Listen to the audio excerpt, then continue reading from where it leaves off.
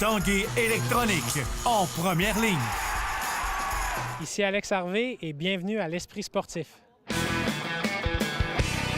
On parle capital au stade municipal. Pour les fans du junior, on parle des remparts. On manque pas une victoire du rouge et or. À l'Esprit sportif, on aime le sport. Bon lundi, bienvenue à l'Esprit sportif. On parlera un peu plus tard dans cette émission des remparts, du Rouge et Or, de la Coupe Banque Nationale. Alex Harvey également sera avec nous, mais d'abord, l'Amphithéâtre de Québec. Dans un an, ce sera l'ouverture jour pour jour. Et aujourd'hui, c'était la visite justement de notre amphithéâtre avec Karine Pontbriand. C'est véritablement le dernier mille dans la construction de l'amphithéâtre. 65 % des travaux sont complétés. Le maire Régis Labaume a fièrement présenté l'endroit de ses rêves. La forme de la patinoire est là. On est capable d'imaginer un match de hockey, commencer à imaginer un match de hockey ici. Là. Et le ton était lancé pour la visite médiatique. Le maire n'en démord pas. Il doit y avoir une équipe de la Ligue nationale de hockey. D'ailleurs, les futurs joueurs seront très bien logés dans ce qui sera parmi les plus grandes chambres de la Ligue. Ensuite, il y a un centre d'entraînement parce que maintenant, c'est des petites PME. Moi, je suis allé à Pittsburgh et après le match, les gens détendent les muscles en faisant des exercices. Mais c'est sûr, quand tu gagnes 5 millions par année, tu as avantage à bien traiter tes muscles. Et les clients aussi devraient en avoir pour leur argent. De suite, avec vue sur l'entrée des joueurs de l'équipe locale, vaudront leur pesant d'or. Mais ces deux-là sont extraordinaires parce que tu vois les joueurs passifs, c'est toujours un gros hit. Et ici, sur le banc local, il y a quatre bancs pour il y a 4 spectateurs qui vont pouvoir s'asseoir au bout du banc. Ça va sentir, là, mais ça va coûter cher aussi.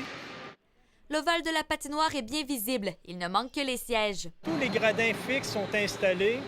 Ce qui va rester installé, c'est des gradins rétractables, c'est-à-dire c'est des gradins qu'on peut poser indépendamment de l'événement. Alors, il y a 2400 sièges rétractables qui sont installés jusqu'au bout des gradins, jusque sur le bord de la patinoire, sur le bord de la baie vitrée. Alors, ce sont des sièges qu'on peut élever à tout moment pour donner, de la flexibilité pour n'importe quel show qu'il peut y avoir. Le hall d'entrée aussi sera énorme et entièrement vitré. Alors, vous êtes dans le hall d'entrée ici. La capacité maximum, c'est 4000 personnes. Je vous rappelle qu'il y a 18 454 sièges. Et donc, c'est confortable. Et la presse internationale aura son espace pour couvrir les événements d'envergure. Surtout pour les finales de Coupe Stanley. Alors, c'est pour ça que ça prenait 200 places ici. Je sais que M. Nolan n'aime pas que je parle de ça, là, mais quand même. Si le maire Labaume n'a parlé que de hockey, son acolyte, lui, a tenu à préciser la polyvalence de l'amphithéâtre. On peut faire des spectacles de très haute qualité et des événements sportifs aussi. C'est pas la même chose de faire un spectacle puis de faire une partie de hockey. On veut pas nécessairement la même réverbération, par exemple. Mais ici, on est capable de faire les deux. Parce que j'étais un gars de Québec, puis quand je m'en vais dans un aréna puis je vois la ronde d'une patinoire, je peux pas m'empêcher de parler de hockey. Il y a 480 travailleurs à s'alterner, de jour et quelques-uns la nuit, pour assurer le respect de l'échéancier. Ce qui va rester à faire ici, c'est les conduits de réfrigération, l'isolant et la dalle de la patinoire. On est déjà rendu à ce moment-là, puis on prévoit finir ça au mois de décembre. Si tout se déroule comme prévu, la fin des travaux de construction est prévue pour la mi-juillet, donc dès l'été prochain. Par la suite, il ne restera qu'à décorer, qu'à préparer pour l'inauguration officielle au mois de septembre. Karine Pontbriand, TVA Nouvelles, Québec. Lancement aujourd'hui au Cégep Garneau du programme À vélo, à pied, on se passe le mot. Un programme qui a comme porte-parole l'excellent fondeur Alex Harvey.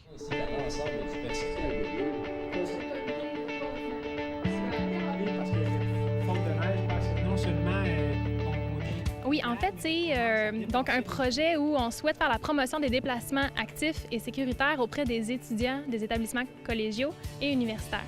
L'objectif, c'est qu'en 4 semaines d'activité, on souhaite que les étudiants participants cumulent des kilomètres, soit lors de les déplacements réalisés à pied ou à vélo, mais toujours lorsque c'est fait de façon utilitaire. Donc, pour se rendre à l'école, pour se rendre au travail, pour refaire leur commission.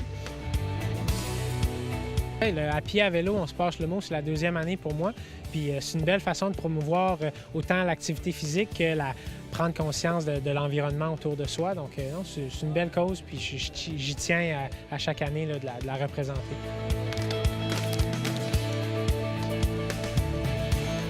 là, on vient de terminer un peu une surcharge d'intensité. Puis là, on va partir pour 3 semaines en altitude où là, on va aller développer beaucoup l'endurance puis faire les derniers préparatifs avant le dernier droit pour débuter la saison. Donc là, ça va être 3 semaines où on va travailler sur la production de globules rouges puis l'endurance aérobique.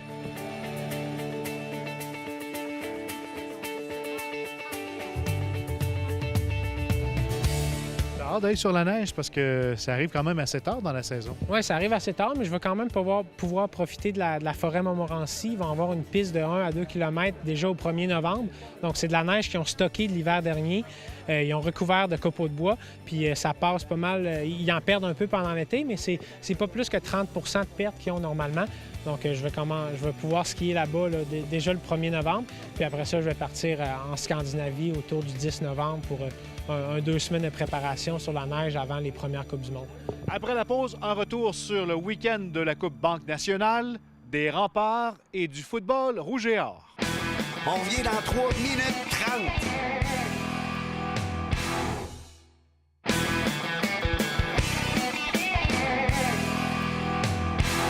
Un peu plus tard dans l'action, on parle des remparts et de la Coupe Banque Nationale. Mais d'abord, parlons football de cette 20e victoire d'affilée pour le Rouge et Or. C'était samedi soir contre le Vert et Or, une raclée de 43 à 1. On y revient en compagnie de Matt Leblanc. Dernière, le botté d'envoi. Oh! Le botté bloqué! Richard cherche la passe. Touché! La passe dans le coin de la zone début. Touché! Réussi! La passe dans la zone début. Touché! Matt Leblanc, après une belle victoire contre les Carabins, on s'attendait que contre le Vert et Or, on aurait un match, mais on n'a pas eu de match, évidemment. On peut parler, évidemment, de domination.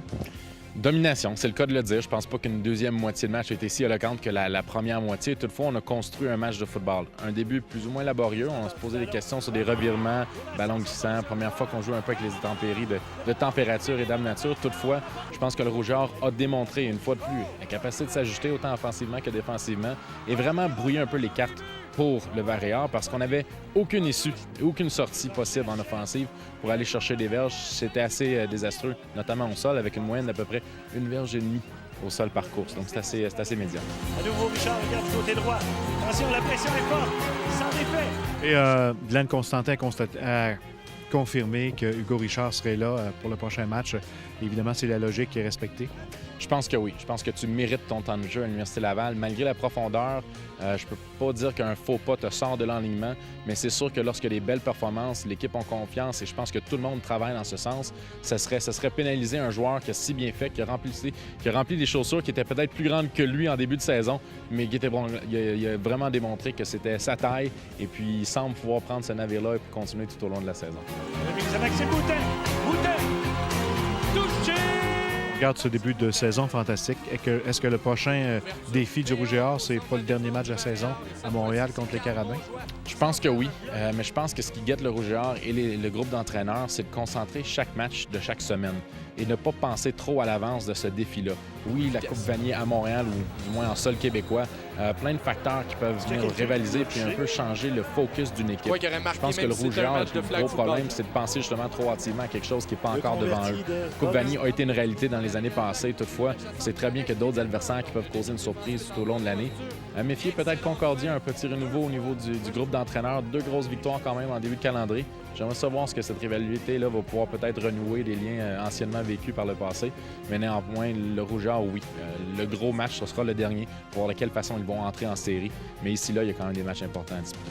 Contre Bishop, les chances sont très bonnes que le Rouge et Or inscrive un nouveau record du circuit universitaire du football canadien. Je pense qu'on est sur une lancée qui va se poursuivre. Je doute que les Gators de Bishop vont avoir la même équipe qu'on a connue l'an passé avec le départ de Jordan Heather et notamment certains receveurs de passe. Je pense pas qu'on a le même noyau.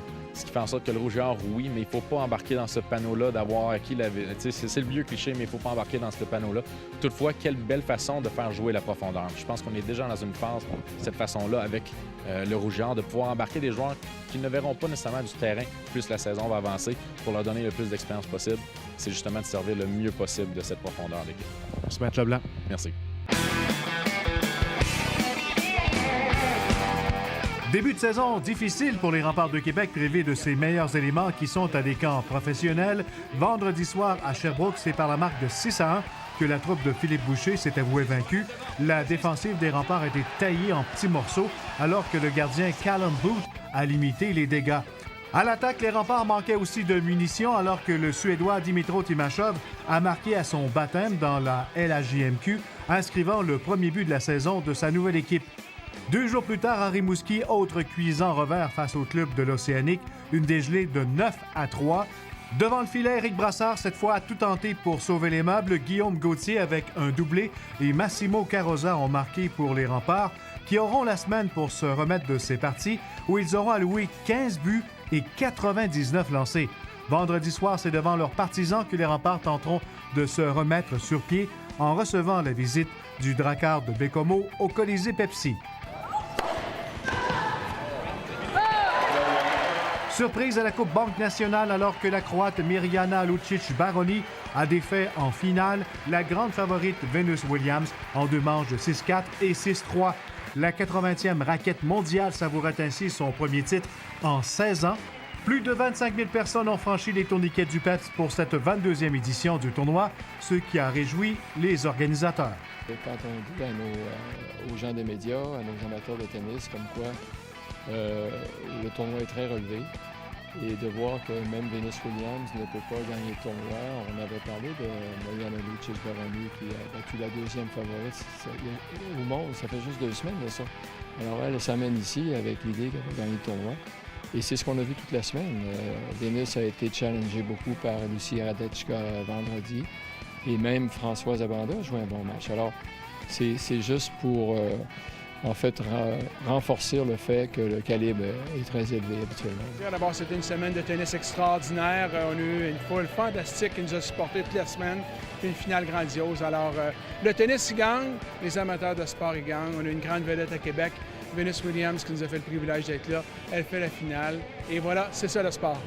Voilà qui complète l'Esprit sportif en ce lundi. Je vous rappelle que si vous avez des idées de reportages à nous soumettre, vous pouvez maintenant le faire en nous écrivant à l'espritsportif@tva.ca.